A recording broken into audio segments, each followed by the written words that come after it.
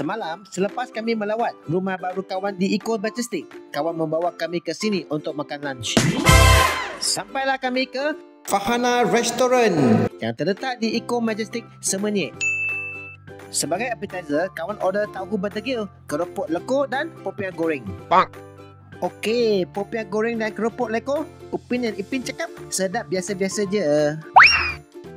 Ayah, nak makan pun nak bermain.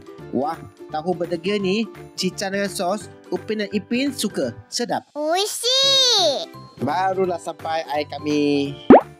Dah sampai set avatar shout out kami yang ada ketam dan lala sweet sour, scallop and mussel curry dan sotong udang bersama sayur-sayuran.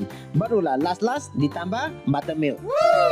Bayangkan 3 jenis rasa dalam set ini yang hanya berharga RM69. Murah tu. Alamak, sedap ke ni?